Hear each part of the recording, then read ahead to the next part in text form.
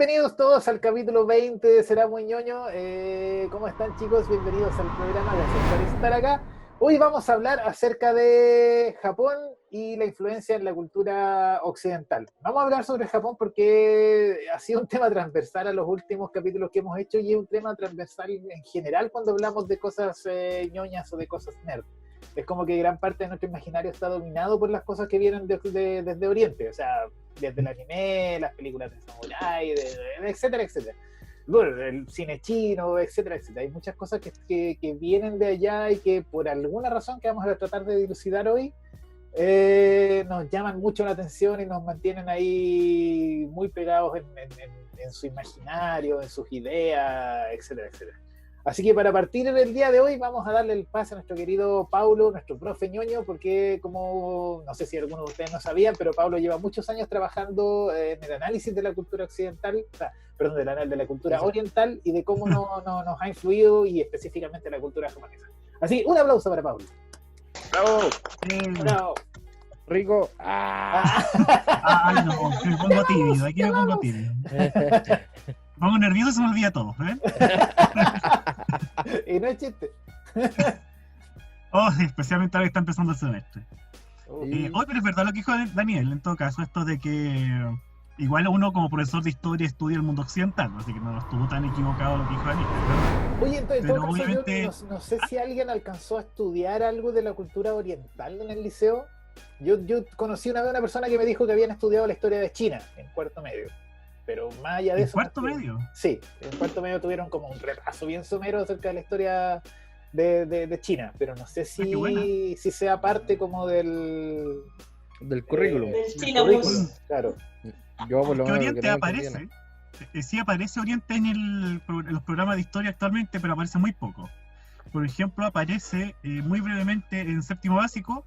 Ahí nosotros conocemos cuando se nos pasa esta unidad de las primeras civilizaciones, se nos nombra India, China, por ejemplo.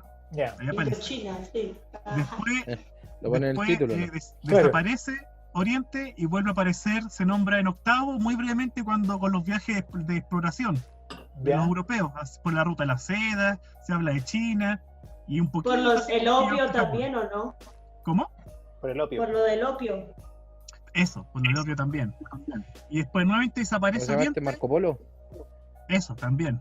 Todo eso es de la Edad Media. Y después vuelve a aparecer, cuando aparece Japón, por ejemplo, en la Segunda Guerra Mundial. Pero aparece como que se está expandiendo, y la bomba atómica, y listo, desapareció Japón. Y murieron muchos, listo. Desapareció Japón. En China Yo lo mismo. aprendí China en aparece Age of Empires. ¿Cómo? Sí. Yo aprendí en el Age. Sí, muy buen juego y que se usa como recurso, justamente se usa como recurso pedagógico. Algunos profes lo usan para enseñar los conflictos y las relaciones culturales. ¿Y cómo lo pasan? Le dicen, si te demoráis 30 minutos tenía un 6, ¿no es así?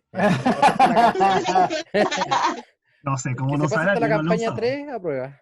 Claro. Claro. Buena. Y China aparece con la Guerra Fría. Después de la Segunda Guerra, China aparece con Mao, Guerra Fría, como el país comunista que está creciendo, y ahí desaparece después China. Y No, después, dijo comunista, nada que ver. No. pero si la China es comunista hasta el día de hoy. O sea, Sí, comunista, con algún asterisco y... Con varias comillas.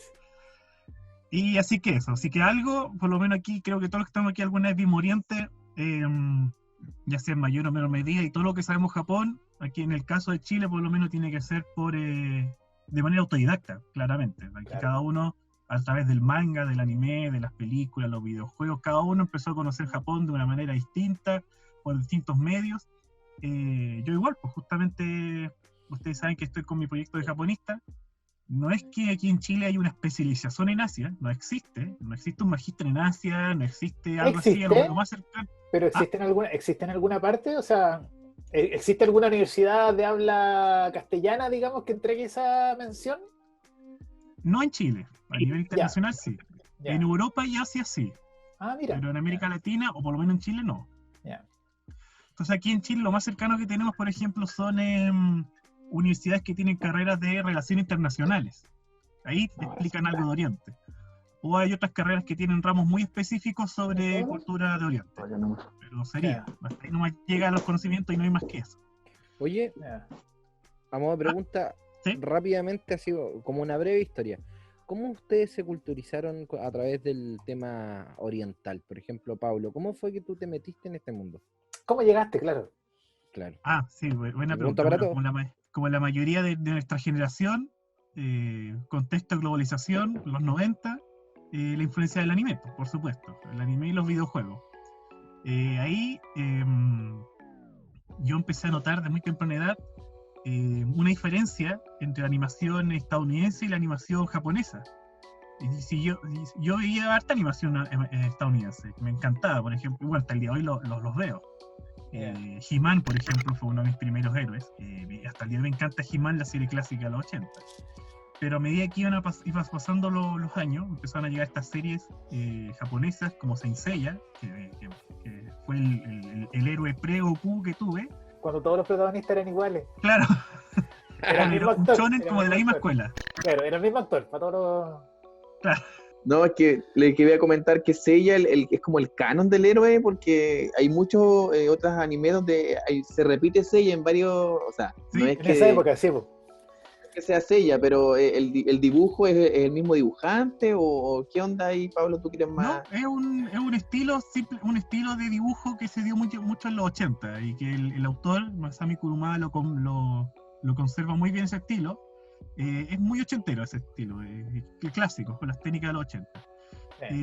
Pero sí, él con su obra logró influenciar a otros autores. Por ejemplo, el mismo Toriyama le tiene mucho respeto a Kurumada, que Seiya es antes de Dragon Ball. Y de hecho se llevan muy bien ambos autores y se han elogiado un par de veces en revistas, y cuando han estado juntos se han elogiado los trabajos. Y bueno, y Toriyama siempre ha querido que, muchos creemos que Saint Seiya es superior en cuanto a trama y en profundidad de trama que Dragon Ball. Dragon Ball prácticamente es un chiste, una humorada con artes marciales. Pero Saint Seiya tiene su nivel de profundidad mayor, un poco más serio, más sentimentalismo. Entonces por eso Toriyama admira a Masami Kurumada. Pero respondiendo a la pregunta de Mike, ¿verdad? Sí. Sí, entonces, Gatchaman también me enganchó harto, o más conocida acá como la Fuerza G. Otro Era gran anime buenísima. que me encantó y hasta el día de hoy le trato de seguir la pista. Y entonces ahí a temprana edad me di cuenta de que había una diferencia entre la narrativa, el dibujo del anime versus la narrativa de la animación estadounidense. Y ahí, claro, me fui inclinando hacia más lo japonés y empecé a investigar de dónde vienen estas animaciones. De alguna manera por ahí habré escuchado, leí en algún libro o revista que esto venía de Japón. Entonces aquí en mi casa afortunadamente siempre han habido hartos libros, agarré enciclopedias, lo que tenía en la mano y empecé a leer sobre este país fascinante. Y con los templos que empecé a ver, la religión que empecé a leer, me fascinó. Y ahí comenzó mi curiosidad, que la convertí después, en el pregrado la convertí en la licenciatura en Historia. Me especialicé en la que es inmigración japonesa a Chile, después lo mezclé con mi carrera de profesor de historia, por eso hago charlas, talleres sobre cultura japonesa, manga, anime, y hoy en día estoy haciendo este magíster que pienso volcarlo en coleccionismo de arte, por ejemplo, japonés, o también relacionado con la cultura pop, valorar las colecciones que se han hecho aquí en Chile, o lo que llega a Chile de la cultura pop. Y así fue, resumida. Buena, ¿eh? Daniel, ¿cuál era tu pregunta inicial? Bueno, que contextualizáramos un poco de dónde viene como la fascinación que tenemos por Oriente, digamos, porque a ver, hay toda una imaginería, como toda una concepción de mundo que es súper distinta a lo que tenemos en Occidente. En Occidente más o menos es bastante es bastante homogéneo la cultura occidental, ¿cachai? En cambio en Oriente hay como muestras mucho más heterogéneas, hay cosas mucho más distintas entre un país y otro, ¿cachai? Pero claro, yo no sé qué es lo que nos seduce o qué es lo que nos llama tanto la atención con respecto a Japón propiamente tal. Mira, ahí para ver el tema de Japón, podemos volver, como hablamos al principio de aquí el programa, podemos volver al siglo XIII, XIV, XV, con estos viajes de exploración que hacían los europeos, con la famosa ruta de la seda a China, o después se pasaban a Formosa, o se pasaban a la isla de Japón, y ahí ellos empezaron a conocer la estética, las pinturas, la escultura que hacían los chinos y los japoneses. Estas obras no las valoraron en términos religiosos, por supuesto, pero las valoraron en términos artísticos. Muchas de ellas se las llevaban a Europa y empezaron a tener influencia en las artes europeas. Ya en el siglo XIX, por ejemplo, en Francia, a final del siglo XIX, inicio del XX, vamos a tener la corriente del japonismo francés, que a lo mejor lo han escuchado. Que, por jamás. ejemplo, los impresionistas europeos se ¿Ya? vieron muy influenciados por el ukiyo-e, que es, podríamos decir, que es el abuelo, el padre de lo que es el manga actual. Y ahí Que eran tenemos a como Van Gogh, dibujos, por ejemplo. eso eran como los dibujos en tinta, así como el personaje que está acá al lado, ¿cierto? Eso mismo te iba a Eso es. decir. Justo Bueno, como lo ese puedo- samurái que tienes ahí atrás, Ya no ese me estilo corta del el dedo. ukiyo-e. Eso es el ukiyo-e. Ese. Y eso es Eso, como es el dibujo estilo en tinta, es como serigrafiado, es como es el... Sí, es una serigrafía, Ya. se tallaba en madera, se le ponía tinta y eso se imprimía sobre el papel, varias capas y se le iba dando el color, Ya. de manera muy simplificada. Y eso es lo que va a llegar a Europa, cuando Japón se abre ya en el siglo XIX, cuando llega el periodo Meiji. Los europeos van a empezar a comprar esas pinturas a muy bajo precio, las Ajá. van a llevar y las van a empezar a apreciar como un arte estético y muy fino y exótico.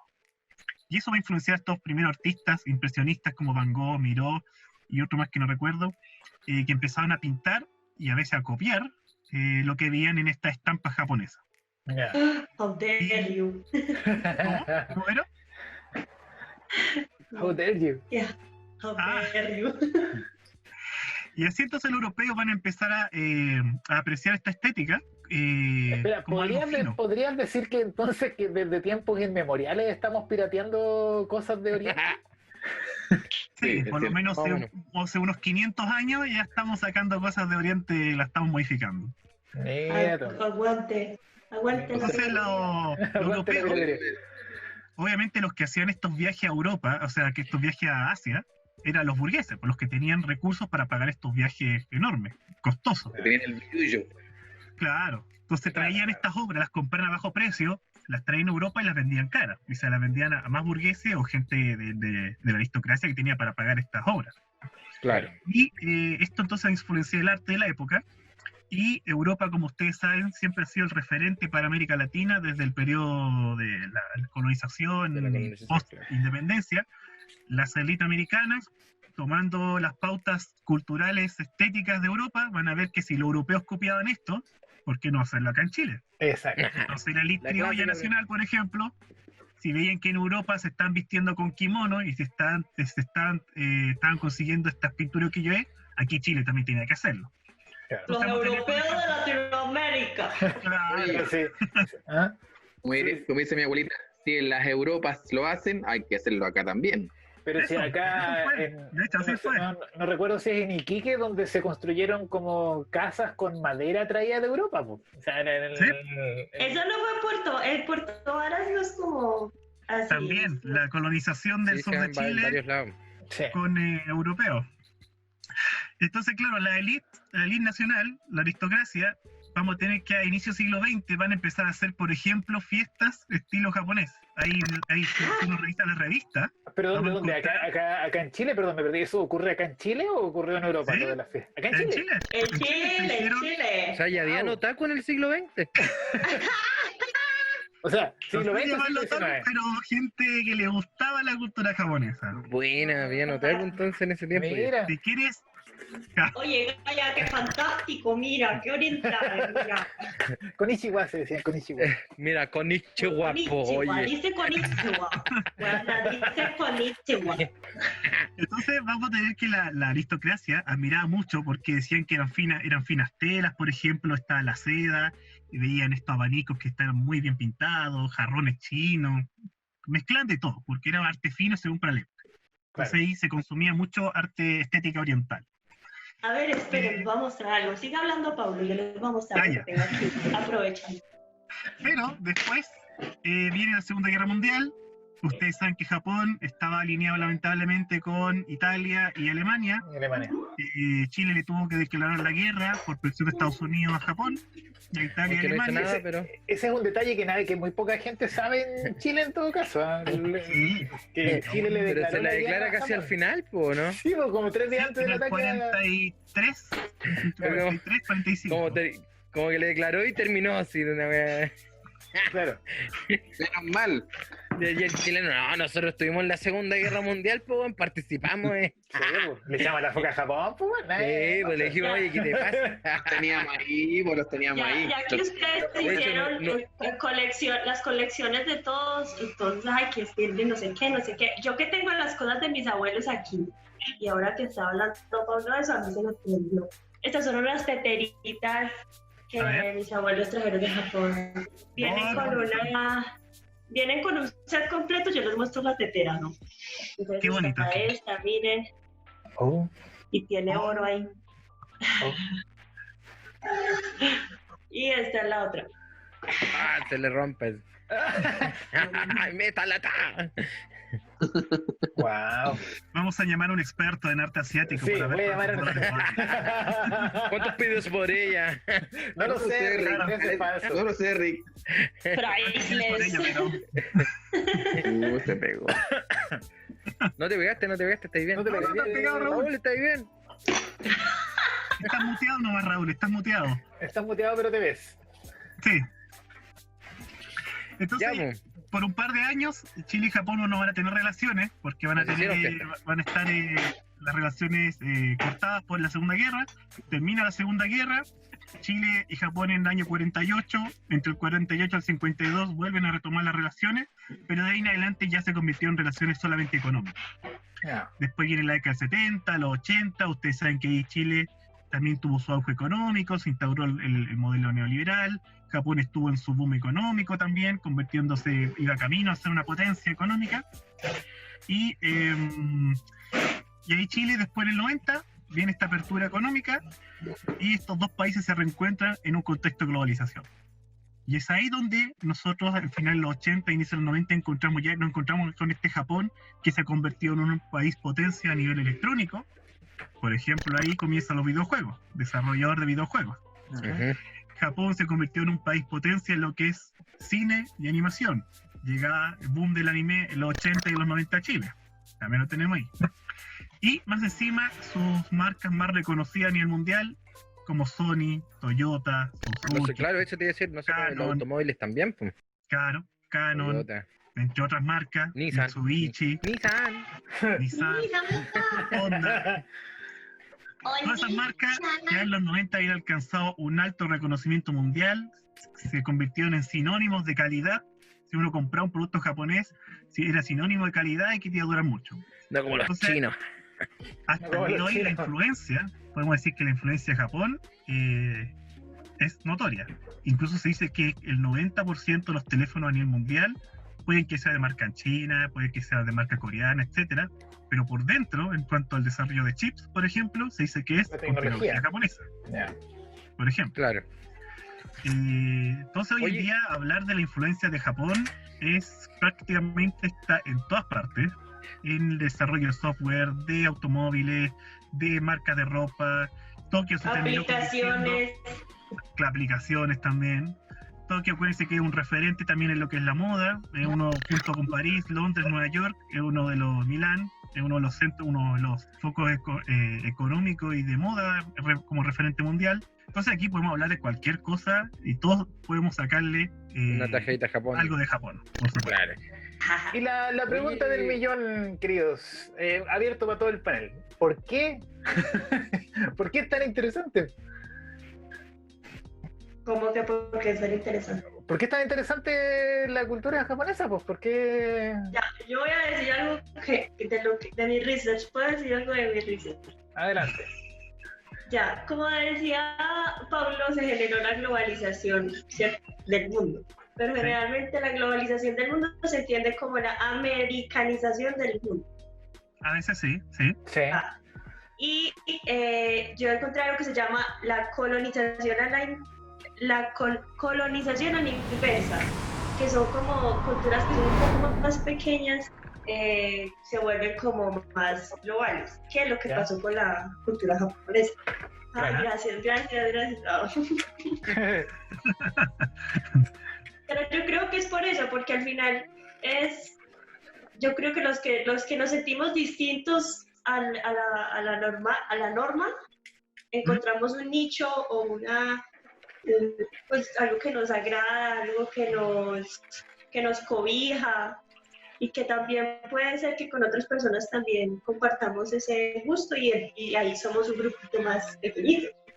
A comparación del grupo más grande, globalizado, americanizado, McDonald's, Burger King, whatever. ¿Estoy bien o no? Sí, Sí, claro. O sea, No, tú dices que lo que llama la atención es como la diferencia, el hecho de que sea distinto a lo que estamos acostumbrados a ver. Claro, que es más único, lo más único que puede haber. O sea, o sea, es como el upside down. En Claro. Stranger Things. Claro, sí. ¿No? Es algo diferente a lo que estamos comúnmente vemos. Claro.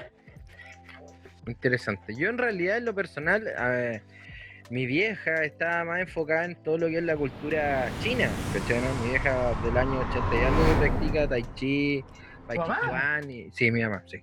¡Wow! De hecho, ahora está haciendo un curso de acupuntura y medicina tradicional china y siempre me metió en eso. De hecho, me hizo hacer tai chi cuando chico y todo el tema, ¿cachai? ¿No? Y ahí me empecé a meter en toda la cultura asiática.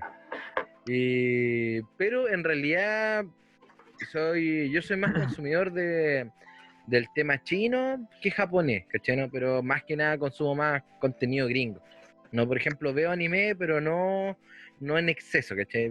Hay uno u otro que me gusta más, pero consumo más contenido gringo y obviamente los videojuegos, estamos hablando que el 90% de los videojuegos se lo debemos a Japón.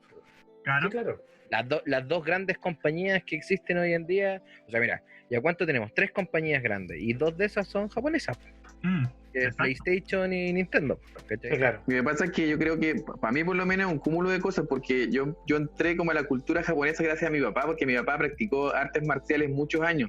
De hecho, él soñaba que yo fuera karateca y no kung fu panda como estoy ahora.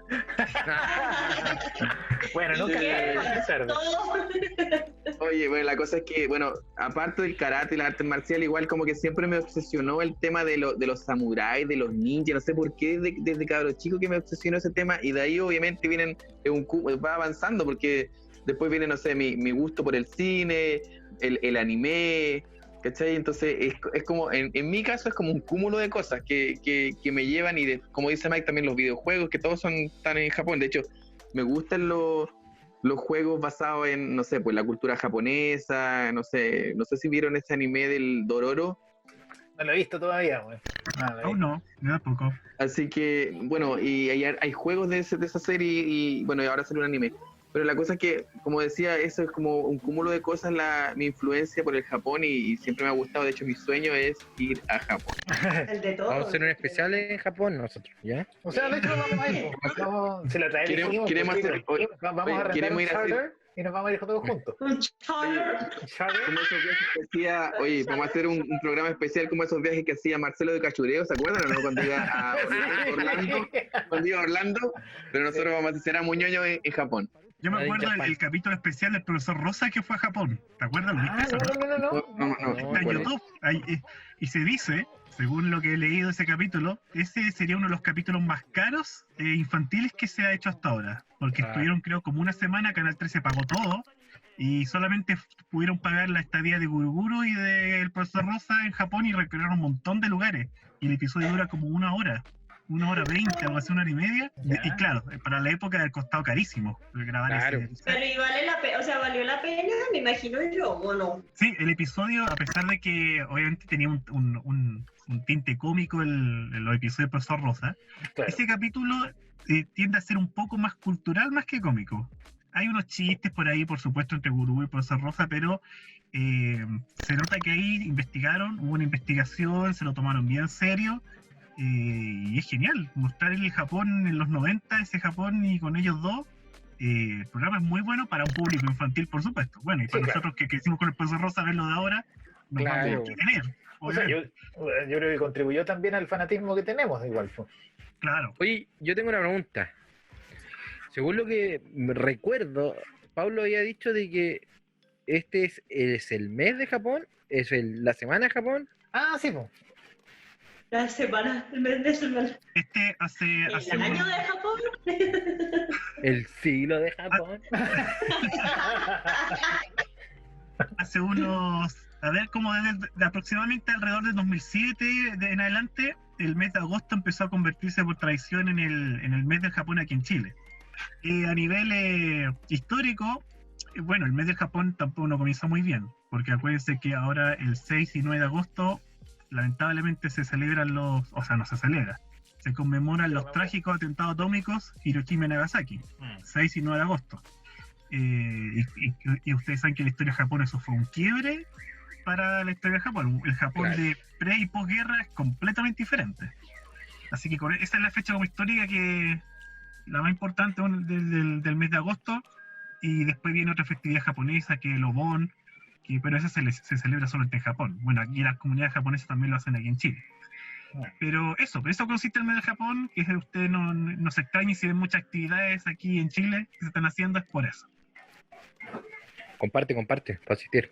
Sí, para asistir. Virtualmente, digamos. Ya, don Mike, Oye, mira. cuéntenos entonces, ¿dónde parte su fascinamiento? Ya, mira, no, yo quería igual hablar un poquito acerca de lo que ya estábamos conversando hace algunos momentos, es de que la industria del videojuego igual si ¿Qué bien pasa? si bien partió por el tema gringo, que los gringos, claro, cierto, fueron muy pioneros con su tema del Pero famoso punk. espérame. ¿Quién parte? ¿De dónde parte esto? ¿Los primeros son los norteamericanos los que parten con...?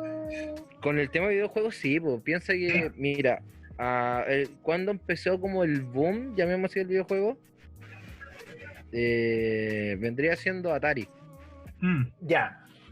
Sí, Atari, ¿cachai? Más o menos cuando salió con el tema del punk, que fue el famoso punk. Pero si nosotros, primero Atari, por lo que estuve investigando, fue una empresa que, incluso la palabra Atari, viene del juego Go, ya, y que la palabra significa que una ficha está en peligro de ser capturada por su oponente.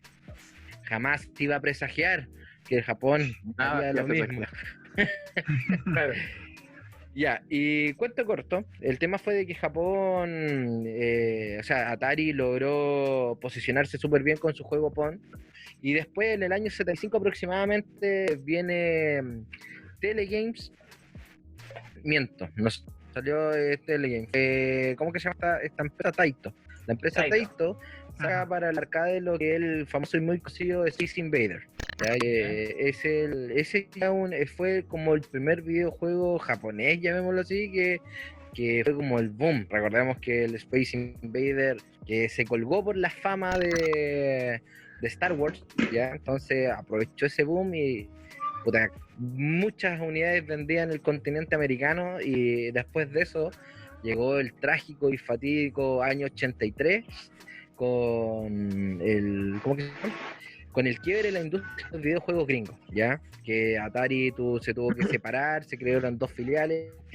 Imagínate de que la industria del videojuego gringo, llamémoslo así, estadounidense, en esos tiempos, antes del 83, facturaba 5.313 millones de dólares al año. Y pasó después del año 83 a facturar solamente 100 millones en 2 años. O sea, estamos hablando 50 millones de pesos, o sea, de dólares al año. O sea, la industria muchas empresas desaparecieron, bueno, y Atari, que era como la más consolidada, se tuvo que dividir para vender como electrodomésticos, y al final terminó muriendo, ¿cachai, no? Atari vendía electrodomésticos, LOL. ¿Atari sigue hoy día activo? Hoy en día sí, pero ya no son los mismos dueños, como marca sí, ¿cachai? Claro. Hoy en día la tienen, ¿cachai? Pero ¿Qué ya juego igual. Sí, se convirtió en una productora de juegos, Atari. Sí, Productora, una productora de juegos. Sí. Antes era productora de consola y de juegos. Claro, antes era productora de hardware y software, ahora solamente software. Correcto. Bueno, cuento corto, en el año 83, después de eso, llega el continente americano, liderado por Hiroshi Yamauchi, y instala y pone todo el tema, toda la historia de Nintendo que contamos en el capítulo anterior. Así que si quieren saber cuál es la historia, tienen que ver el capítulo anterior. Claro. Y crea y logra revivir la industria del videojuego, y por eso es que se le debe tanto en el tema videojuego a Japón, básicamente, porque los Estados Unidos mal invirtió el tema del videojuego, abusó de eso, y también produjo que se cayera y que en algún momento pensamos que ya no se iban a producir más videojuegos. O sea, estamos hablando, se rompe, imagínate que se caiga un mercado completo, tú dices, ya nadie quiere seguir invirtiendo en eso, ¿cachai? Y O sea, Japón, como si Nike se quebrara, ya no habrían tenis, ¿me acuerdo? claro, algo así. Sí, estuvo a punto de extinguirse la industria del videojuego en los 80. Sí, pues en el año 83 fue muy complicado, pero Nintendo hizo su magia, lo que sabía hacer, y logró sobrevivir, y aparte de eso introdujo nuevas culturas aparte en el tema japonés, o sea que también se llevó parte de su cultura. Por ejemplo, antes del año 83 con el tema del arcade, casi todos los juegos no tenían una finalidad como un fin, ¿cachai? ¿No? Sino que tú jugabas por puntos y el que tuviera más puntos quedaba. Era mecánico. Claro, después de la introducción de Japón, de los japoneses, empezaron a pillarle como un fin, ¿cachai? ¿No? Por ejemplo, pasar y ganarle a Bowser y rescatar a la princesa. Ya tenía una historia, ¿cachai? Tenía un arco más que solamente juntar puntos para poder ganar. Le pusieron la motivación al videojuego en el fondo. Le pusieron como un poquito de narrativa, ¿cachai? Entonces, porque ya no era un personaje que solamente juntaba puntos, sino que se desarrollaba una historia, por muy básica que sea, Sí, claro. desarrollaba una historia. El Mario rescataba a la princesa de las fauces de Donkey Kong. Claro. Entonces, al final, ¿Donkey Kong? esa introducción fue lo que permitió a que los siguientes juegos se basaran en eso y empezaran a nutrir mucho más la historia.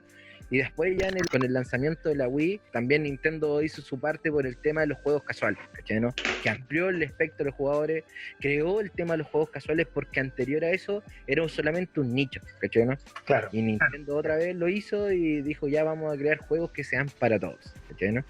Y así como Nintendo ha ido dejando su marca, muchos juegos creados en el tema, como el de edad feudal de Japón. Edad feudal, estoy lo correcto, ¿cierto? Sí, periodo feudal, sí. Perfecto. Ahí tengo un profesor de historia hace 60 años.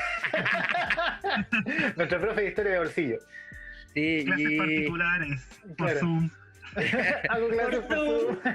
Oye, y increíblemente se le debe mucho a ese pequeño país, porque de salvarnos de lo que hoy en día estamos gozando, y no solamente lo salvaron, sino que lo potenciaron, lo mejoraron, y hasta el día de hoy no paran de innovar con todo lo que están haciendo.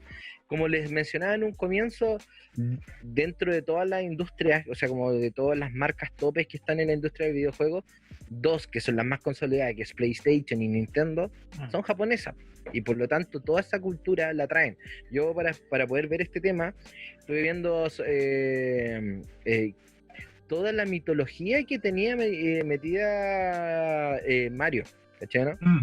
Toda la mitología que tenía Mario, y Mario tiene mucha mitología, hay muchos yokai como que los vuelven personajes, el tema de los Koopa, el tema de básicamente incluso hasta Bowser, y es interesante ver cómo te lo plasman y te lo venden acá, y claro, para nosotros es innovador, porque nosotros nunca lo habíamos visto. De hecho, como te mencionaba, muchos de sus monstruos están basados en historia, en la mitología japonesa, ¿cachai? Entonces, mira, guardé todo ese tema, pero para que me pudiera grabar bien el computador, tuve que cerrar todo. Así que de ahí te lo envío. Pero sí, tiene mucho que ver en la mitología japonesa, Mario sobre todo. Y lo otro, que encuentro un tema igual, que es muchos títulos que no han salido en Japón, o sea, que nunca salieron de Japón, ¿cachai? Que incluso lo hablamos varias veces y comentado, muchos títulos que son muy buenos, pero no salieron de Japón, ¿cachai? ¿No? Ya sea porque los japoneses igual tienen otro tipo de gusto, ¿cachai? Y bueno, y ahí lo último, conversar acerca, por ejemplo, que muchos títulos japoneses, por ejemplo, el Mario 2 lo prohibieron acá en Japón, pues tuvieron que desarrollarlo con otro motor gráfico, que era de otro juego, que no me acuerdo el nombre. Doki Panic, ¿no? Ese mismo. Y que habíamos hablado con Pablo de eso. Sí, ahí fue que tuvieron que modificar y ocupar ese motor gráfico porque lo consideraban muy difícil para Occidente, ¿cachai? Y O sea, de hecho creo que ese juego lo cambiaron, ¿cierto? Era un juego, tenía un juego base que le pusieron los personajes de Mario y para que funcionara. Los sprites, Sí. Claro, lo Sí, maquillaron correcto. con temas de Mario. Pero Oye, ¿qué igual te iba yo a siento que termina siendo como el más original de todos los Mario. Igual reivindico un poco ese juego, me gustaba a mí. A mí igual Es me que gustaba, propone pero algo un poco más tres. distinto. Sí, sí. Pero Sí, como que refrescó la saga de ese Sí. juego. a mí en lo personal me gusta más el World, pero No, claro. Ah, igual. A mí- Sí. Sí. A mí el 3. el 3 también. Bueno, y en fin, cuento para terminar un poquito el tema de los videojuegos, lo que he aprendido es de que primero le debemos mucho a Japón en el tema de videojuegos, nos salvó de la industria. Imagínate este mundo sin videojuegos. ¿Qué sería? Claro. Imagínate Gente que más productiva, gente más concentrada. sin esos juegos de celular, dime, mira, yo tengo el Animal Crossing en el celular. O sea, Y- casi que se podría decir que el videojuego japonés es como una especie de género en sí mismo, po, ¿cachai? Porque son Sí, yo cosas creo que súper sí. distintas Sí. a los videojuegos hechos en Occidente. De hecho, la Piensa mayoría que- de los RPG son japoneses. Como que Eso te iba a les decir, gusta mucho allá jugar RPG. consumen mucho, pero mucho RPG. O sea, son, como acá somos amantes de los mundos abiertos, acá en Occidente se consume mucho mundo abierto, allá son amantes, pero del RPG. ¿Cachai? Claro. Por eso es que allá aman, por eso es que hay 16 títulos de Final Fantasy, por eso es que ¿Y a qué se un- deberá eso? un- ¿A qué se, Y no he jugado qué hará- ninguno. qué hará que los japos sean más pegados con los RPG? Yo Que tengo mi menos- teoría, pero no sé si será. Mike tendrá la suya, para que siga Mike contando. yo creo en lo personal que se debe mucho al tema de los juegos, de los primeros juegos que salieron para NES, por ejemplo, el Dragon Warrior, todos esos que son como los inicios de los RPG, que salieron básicamente allá primero, ¿cachai? No fueron, imagínate que los primeros juegos como Dragon Quest, como también mismo Final Fantasy, los primeros Final Fantasy, el 1, el 2, el 3, se consumieron casi como boom allá apenas salió, ¿cachai? ¿No? Y puede que a raíz de eso se haya mantenido la cultura. Sí, para complementar lo que dice Mike, yo creo que es muy cierto lo que dice Mike. Y para complementar eso, recordemos que Japón es uno de los países que más se lee, que hay una cultura de la lectura potente y que hay un nivel de alfabetismo que bordea el 100%. Entonces tenemos también que los japoneses vieron en los juegos RPG un manga, pero que se había convertido en videojuego y está musicalizado y donde podían tomar decisiones. Entonces el género RPG, Eso. claro, fue muy ameno, les dio la posibilidad a los japoneses de tomar por sus manos una historia narrativa que se iba contando, y por eso yo creo también en parte exitoso el género. El RPG, ustedes sabemos que es toda una historia bien profunda, un desarrollo de personajes bien complejo, donde hay que Pero, tomar decisiones, Claro. No, interactuando, y eso sigue mucho el legado del manga. No, y también me hace sentido con lo que decía Mike, que el gran aporte al final de los japoneses es haberle puesto un toque de historia o de contenido a los videojuegos. O sea, ya no era un píxel pegándole a otro, sino que era un personaje de la Mario rescatando a la princesa de Donkey Kong. Un poco más de narrativa. Exacto, claro. Sí, así Sí, que, puede ser que por ahí vaya. Y de hecho, Oye. tomando el ejemplo de Mario, ya que Mike hablaba de Mario, por eso también en los 90, cuando está este boom de los RPG, y tuvimos esta mezcla de Mario con RPG, tuvimos Super Mario Mario RPG. por Ah, ejemplo. Super Mario RPG, sí. Ahí Bueno. está, Tremendo se mezcló juego. el género plataforma con RPG como Sí. máximo exponente de la época de los 90. Y es un tremendo juego, todo esto. ¿Sí? Oye, Yo lo oye, jugué. a mí el único juego que me ha gustado de RPG es el que igual tiene mundo abierto y es Skyrim. Ese, yo creo que el único a mí no me gusta el RPG, pero creo que el Skyrim ¿No te Me gusta el llevó un RPG? poco al- ¿Cómo se borra de No, Instagram?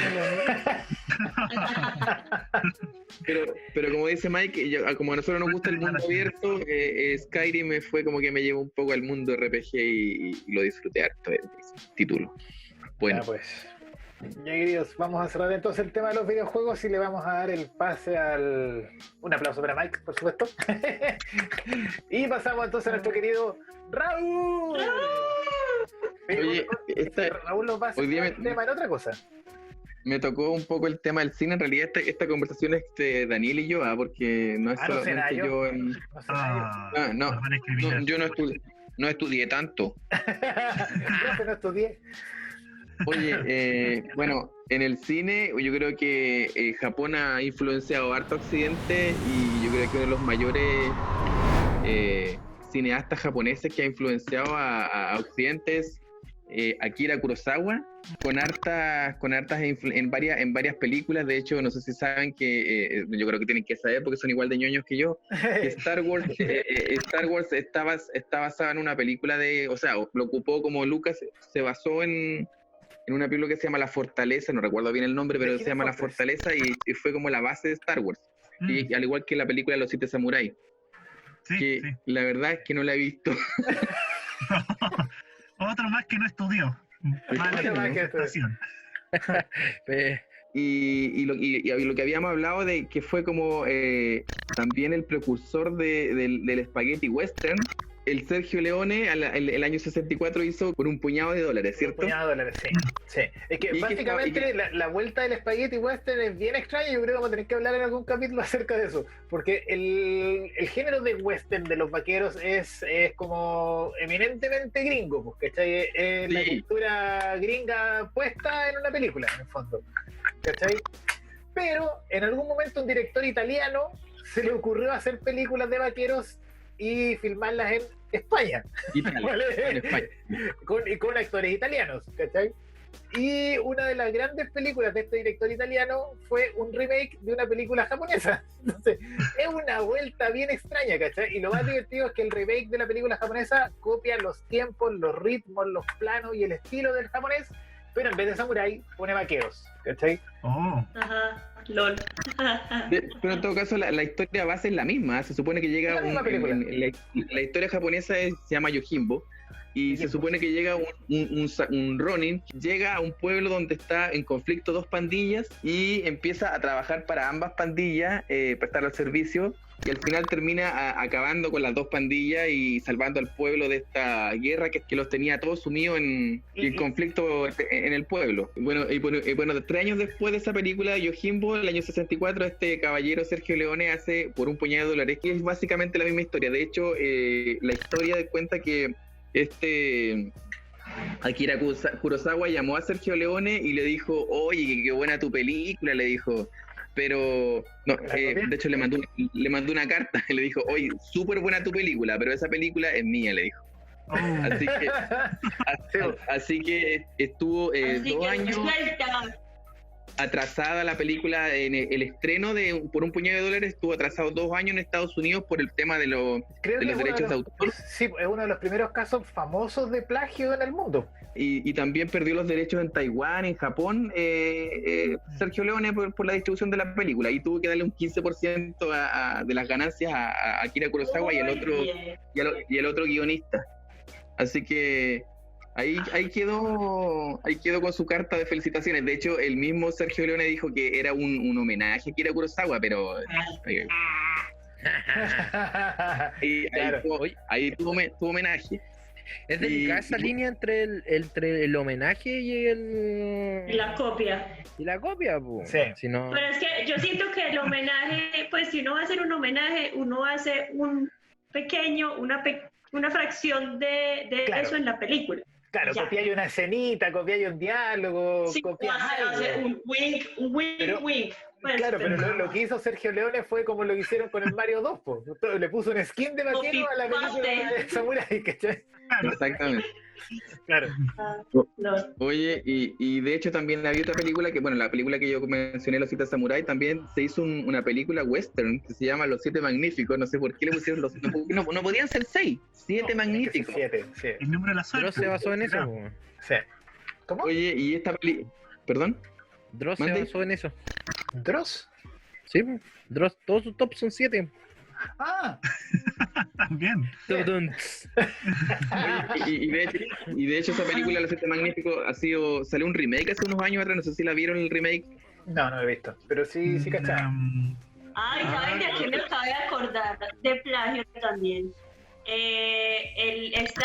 Esta de Kimba, el León. También. Cierto. Tienes toda Ese es el plagio, pues, sí, hasta ahora. Ese era Osamu Tezuka, ¿cierto? ¿El creador? Sí, Osamu Tezuka. Sí. Oye, y de hecho es chistoso porque dicen, no, si no fue un plagio, pero por último le póngale Juanito al León, pero no Simba, o sea, Simba es como, no, si no es plagio. Y si ustedes buscan No, imágenes y videos de comparativa, es descarado Es igual. lo que hay. Es hay Los escenas mismos calcadas. planos, la misma escena, es bien descarado. Y Disney se defiende hasta el día de hoy que ninguna de las personas que trabajó en ese entonces en El Rey León no había escuchado nunca el nombre de Osamu Tezuka ni de Kimba. Entonces, Imposible. como, Cualquier no dibujante conocí- que se precie conoce la cultura oriental. Pues. claro, como te estudian animación y no conocen referentes japoneses, sospechoso. En el 94, Claro. Sospechosa la onda. Inserte su meme de Bombo Fica. claro. Bueno, para allá quería ir yo un poco acerca de cómo de cuánto han referenciado los directores norteamericanos al mundo, al imaginario japonés. De hecho, me da un poco de pena hablar como de que del cine occidental si estamos hablando solamente de un país, ¿cachai? Pero al final eso es, pues, no hay otro, salvo Inglaterra quizás, pero no hay otra potencia que genere cine. No, pero, o sea, si tú te pones a pensar en Estados Unidos, en realidad los directores, puede que las películas se produzcan, se generen en Estados Unidos, pero los directores son de todas partes, ¿verdad? Sí, eso es verdad. Sí, no son solamente, no son solamente norteamericanos. Pero sí, pues así como mencionaste Matrix, está el caso también de lo que hablamos también hace un par de semanas atrás Kill de... Claro. Bueno, claro, Kill Bill, ¿cachai? Está el caso de Darren Aronofsky que había comprado Perfect Blue. Yo esa vez me equivoqué, nombré otra película, no Perfect Blue. El cine negro, ¿verdad? Sí, pues, él compró los derechos de Perfect Blue, no la pudo Exacto. hacer y la homenajeó con el cine negro en el fondo. Y así, pues, de hecho, es súper. A mí lo que me causa bastante curiosidad, ¿cachai? Es como lo que quería como plantear un poco en este programa, es por qué nos seduce tanto la cultura japonesa, ¿cachai? ¿Qué es lo que tiene que nos tiene pegados viendo sus creaciones, viendo sus animes, viendo sus dibujos animados, viendo sus cómics, etcétera, etcétera? ¿Cachai? Y eso se ha visto mucho, que es como lo que dije recién, del tema este del rebote cultural, ¿cachai? Del spaghetti western, que es un género norteamericano hecho en Italia, pero copiando una película japonesa. En el fondo todo funciona así al final, ¿cachai? De hecho, lo que conversábamos con Mike también, que el juego que está mejor valorado ahora o que está de moda ahora es el Ghost of Tsushima, que cuenta la historia de la invasión de los mongoles a Japón en el año 1300, 1200, más antiguo que una cosa así, ¿cachai? Súper antiguo. Pero es un juego desarrollado en Occidente, ¿cachai? Que toma referencias de la cultura. Es como si nosotros, no sé, sería tan raro como ver a los norteamericanos haciendo una historia sobre Manuel Rodríguez, perdón. ¿Cachai? Ajá. Como que no puedes imaginarlo de esa forma, pero sí tienes 1000 películas gringas hablando de Japón, ¿cachai? Oye, pero Daniel, ha pasado eso y los japoneses han hecho un muy buen trabajo. No sé si vieron esta noticia que salió hoy día, entre ayer y día, ¿Ya? esto de un diario digital de argentino, sacó esta noticia que decía que Marco de los Sándalos Apeninos había pegado en toda Latinoamérica, pero en Argentina era desconocido. Y el diario analiza este anime de Marco y dice que esto, a pesar de ser un producto japonés, fue increíble el trabajo que hicieron los japoneses, se dieron el tiempo a investigar la cultura de Argentina, de la Patagonia, de época, y la serie pasó por muchos como si fuera una serie de animación occidental, pero está completamente hecha por japoneses. Claro, Igual que Remy, igual que Candy. En esa Heidi. época los japoneses hacían anime sobre libros escritos en Europa, ¿cachai? Claro. Al inverso, güey. ¿Cachai? La ¿Como Remy? copia de la copia de la copia. Claro. Pero ahí, Como Remy, los japoneses me llama la atención ahí la minuciosidad y la investigación que hacen para poder lograr adaptar a Occidente, ellos entenderlo y ponerlo. Claro. Aquí al revés, nosotros en Occidente hemos tratado de adaptar cosas japonesas, pero ha sido un desastre, pues cada vez lo imaginario, el orientalismo, se mezclan cosas chinas con japonesas, pero ahí se hace un trabajo de investigación bien serio para hacer estas animaciones. Ajá. Ya, bueno, entonces, aparte de todo eso, yo quería hablar sobre 2 películas, pero la voy a hacer cortita. Una película que fue como la primera vez que yo vi algo con respecto a Japón, ¿cachai? Que se llama Yakuza, protagonizada por el gran Robert Mitchum. Robert Mitchum es como el héroe de acción que existió después de John Wayne. John Wayne es el primer héroe de acción. John Wayne está considerado el primer héroe de acción del cine de vaqueros, y después vendría Robert Mitchum. Robert Mitchum ya era Oye, ya en esta película, sí.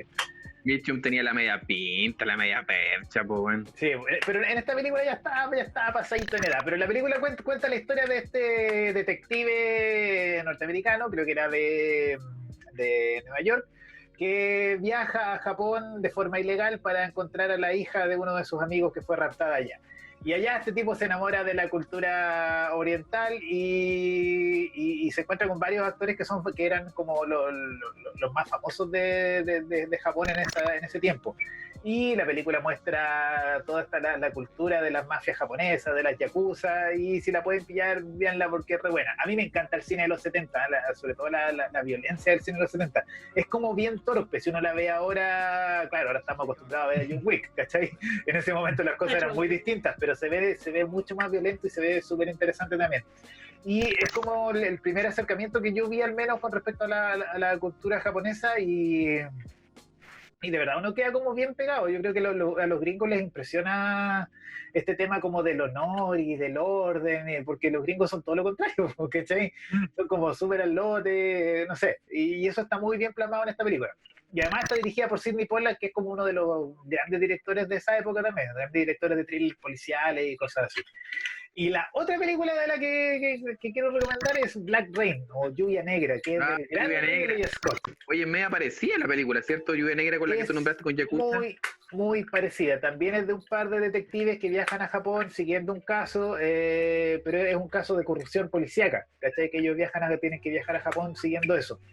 Y al jovencito de la película, que es Michael Douglas, le matan al compañero, que es Andy García, en esos años.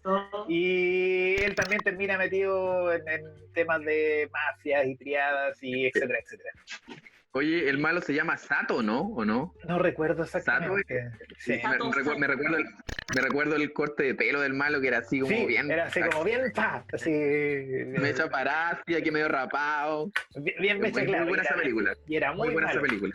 Sí. Y estéticamente la película es una maravilla. De verdad que es increíble. Es como que tú la puedes ver ahora y de verdad parece una película actual. O sea, tiene la misma fotografía de John Wick, por así decirlo, que está un poco menos de neón, pero en el fondo la película se ve muy bien. HD. Sí.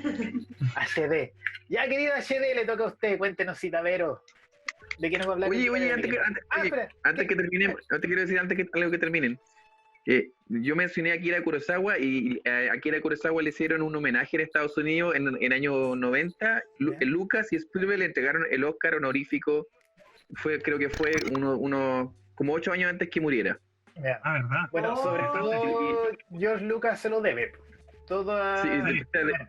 Sí. Hay un pequeño detalle que quiero decir ahí. Que no lo dije en el especial de Star Wars, pero yo creo que toda la verosimilitud de Star Wars está construida en base al sonido, ¿cachai? Todos nos acordamos de cómo suenan las cosas en Star Wars, ¿cachai? Y eso es donde se asienta la ciencia ficción de Star Wars, porque si veis las maquetas igual se nota que son maquetas, ¿cachai? Pero cómo suenan es como el gran asidero en la realidad. Y todo eso lo sacó de Akira Kurosawa. Las películas de Akira Kurosawa suenan increíblemente bien. Y tienen los tiempos, las pausas, el plano abierto, los fondos, etcétera, etcétera. Bueno, ya, no hablo más. Citavero, cuéntenos. Eso era. Bueno, yo les quería hablar hoy de la influencia del anime en Latinoamérica y en el Occidente. Excelente. Bueno, el primer anime que llegó a Occidente, no a Latinoamérica específicamente, sino a Estados Unidos, fue Astro Boy en 1952, viejo. Wow. Del señor Tetsu, como dice Pablo. Dilo tú, ya no. Osamu Tezuka. Ese fue básicamente el boom de la animación japonesa en Estados Unidos. De hecho, Mega Man está basado en ese personaje. Estos son los personajes como que los que dan el canon para lo que viene después. Para lo después. En América Latina llegó en la época de los 70, llegó con Heidi, La Princesa Caballero, Candy Candy, Meteoro y muchas otras más. La diferencia que había ahí, pues llegó como más con una etiqueta de series animadas, pero para niños. O sea, no como lo que es el anime en este momento, que es ya para adulto joven. Habla por ti. sino que era considerado para, pues, básicamente dibujos para niños. Ya en los 90, ya sí fue el boom en Latinoamérica con Caballero del Zodiaco, Ranma y Medio, Dragon Ball, Supercampeones. Esa es como la Sailor Moon. segunda ola, yo creo, la tercera ola del anime, la que agarramos nosotros. Gran oleada. Sí. Y Oye, esta de hecho- ya fue con historias mucho más adultas, por así decirlo. Claro. Mikami. Mikami. ¿Cómo? De hecho, Supercampeones y Caballero del Zodíaco son de los 80 y acá a Chile recién llegaron al comienzo de los 90. O sea, estamos súper atrasados con la llegada de las series, de esos animes que son tan famosos. Dragon Ball Claro. también. Una de las cosas que yo no lo quería mencionar cuando estaban conversando lo de las películas, decir ahora, era que una de las cosas que diferenciaba mucho al anime de lo que hacían en Occidente con animación era que, por ejemplo, en Occidente cada capítulo tenía que terminar, o la historia empezaba y terminaba, pero tenía que ser capítulo a capítulo. En cambio, en los animes se ve como una construcción del tiempo, de la historia, o sea, es muchísimo más, como más profundo, por así decirlo. Es lo que habíamos conversado también con respecto a la novedad que presentó Robotech en su minuto, porque que Robotech tenía una historia que avanzaba, que era como un símil a la teleserie versus todo lo que veíamos en, no sé, en Cobra, por ejemplo, Claro.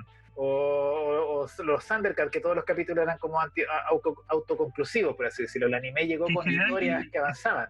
Y que en general la animación estadounidense nos tenía acostumbrado a ese tipo de narrativa, eran episodios autoconclusivos. Y nos Claro, mostraban un claro. episodio, inicio, desarrollo, final. Y En sin cambio, mucha como dice ahora trascendencia en el futuro, o sea, no era como Exacto. que lo que Y de pasara en hecho, el oye, capítulo en un influyera episodio mucho. no tenía una consecuencia después, claro. Oye, nosotros admiramos- Yo tenía el ejemplo de Scooby-Doo, También. Exacto. por ejemplo. Ya, perdón, Raúl, es que lo tenía que Sí, decir. No se me- no, lo que pasa es que yo quería comentar es que no era lo mismo ver Thundercats en esa época y verlo ahora. No sé si lo han visto ahora recientemente, que Sí, como lo que vi. no te No causa la misma no impresión. lo quiero ver, honestamente. Sí, no lo veas. Es que es un bonito recuerdo. Sí, déjalo un bonito recuerdo.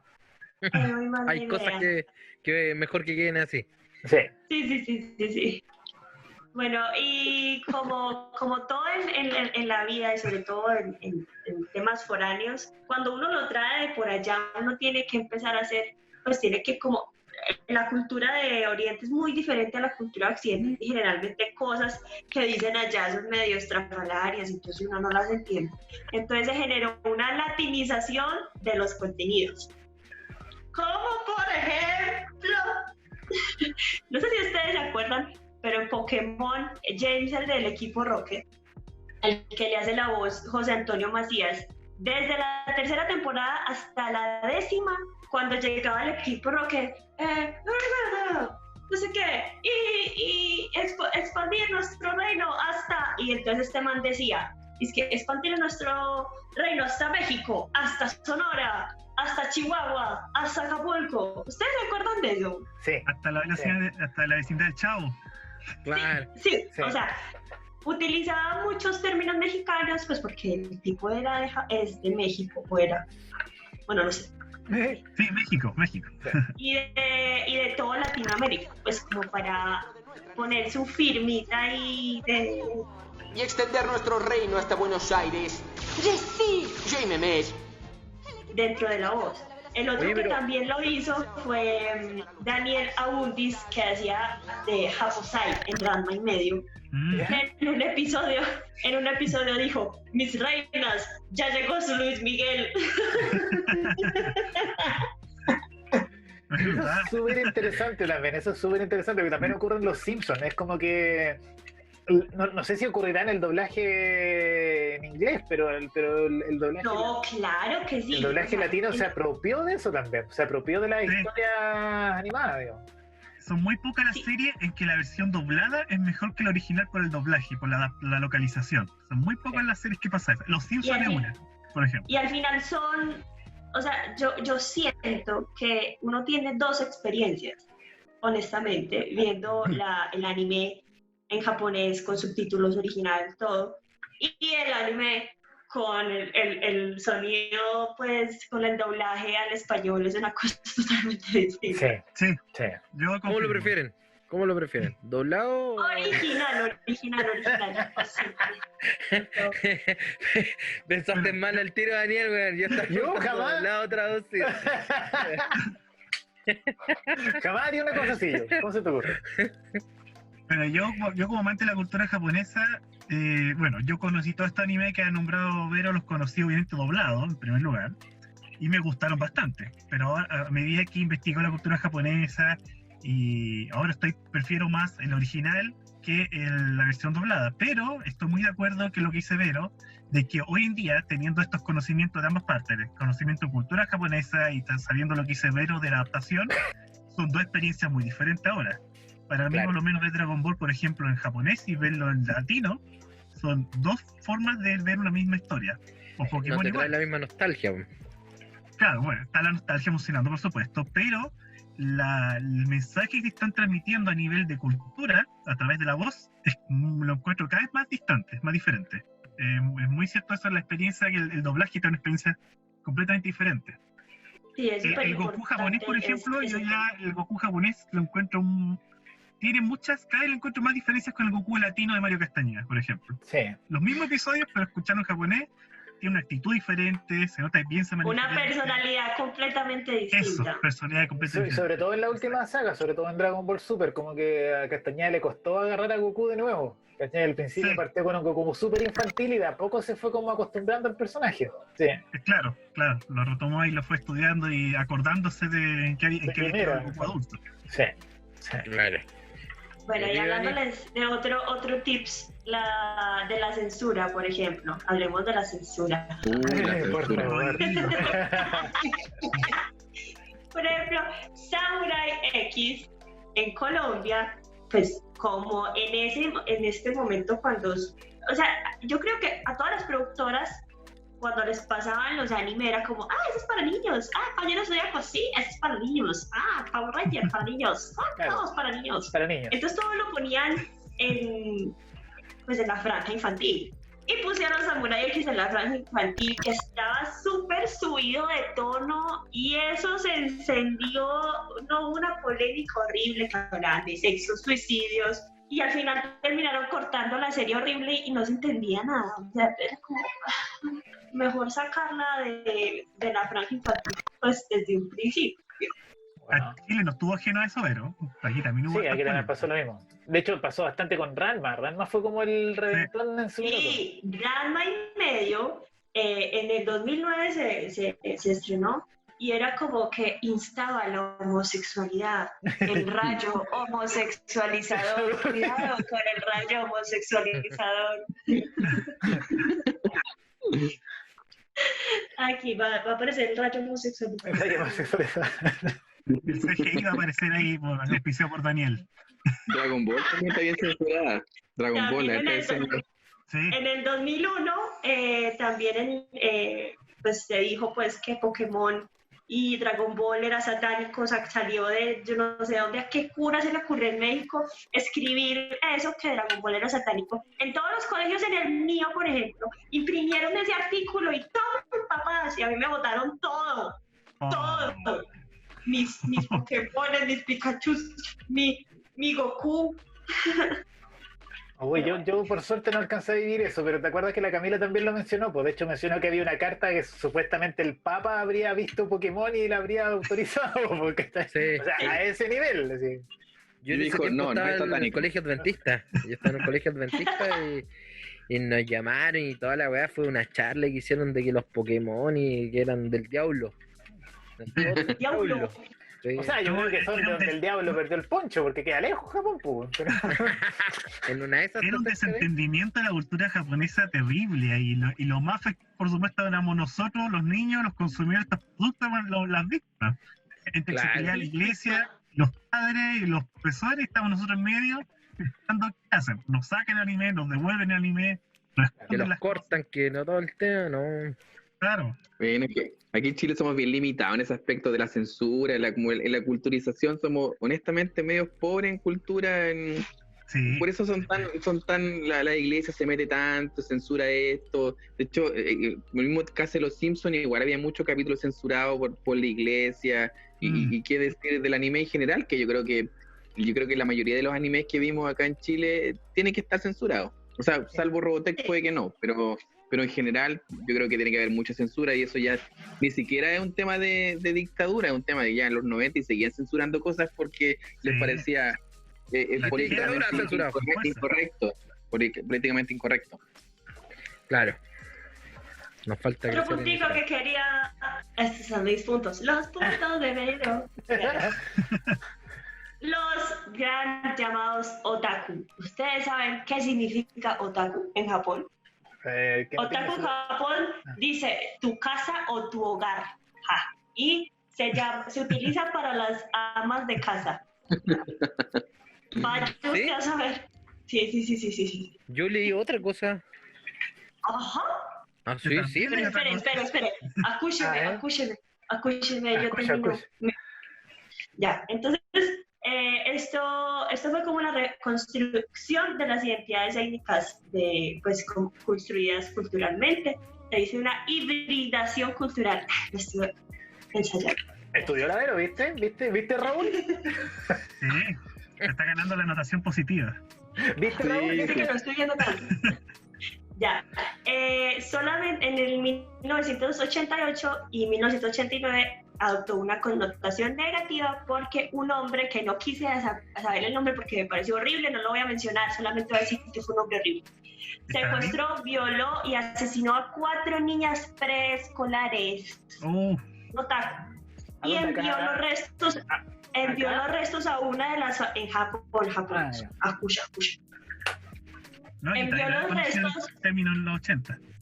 Envió los restos a una de las familias con el nombre, pues con un seudónimo de Yoko Himada, que era un nombre de un personaje de un manga. Entonces ellos abrieron y Ya. Desde ese momento, el otaku, la palabra otaku tiene una connotación negativa y básicamente es un insulto. Sí, yo había porque escuchado se que en hace Japón tiene una referencia como connotación negativa. Sí. Por eso. Oye, tenemos un amigo que diría, no, esto es otaku hediondo, diría, no sé qué, no, ustedes todos lo conocen, pero no lo vamos a mencionar. Esto es otaku hediondo. Ya, ahora en Latinoamérica el otaku es más humorístico. Entonces, Ajá. es una humorada. Y a pesar de que Japón sea considerado una cosa horrible. Otaku es como, se puede decir que es adicto a.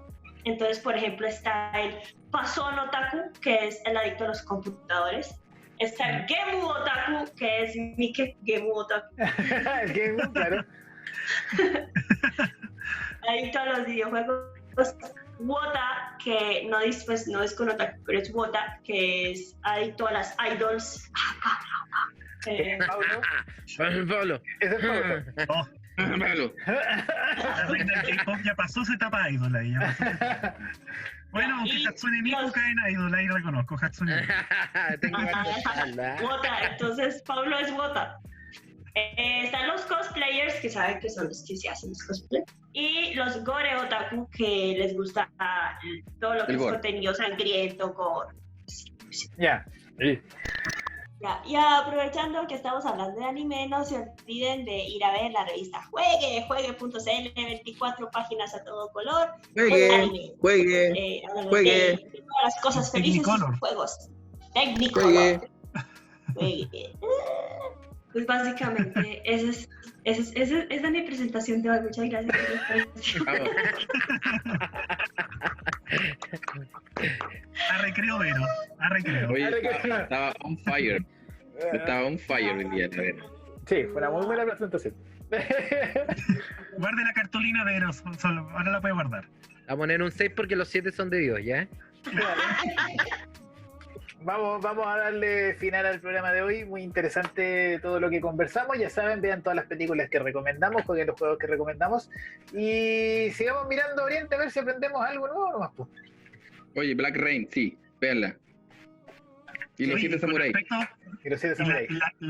al igual que He-Man, la moraleja del final del programa, tomando la palabra de Daniel, ¿Eh? eso que dice Daniel, lo acaba de decir de seguir mirando Oriente. Ojo cuando ustedes les decían cuando chicos, estamos desorientados, hay que orientarnos.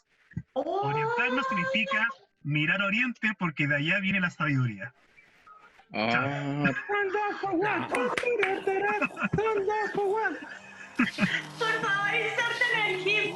Inserten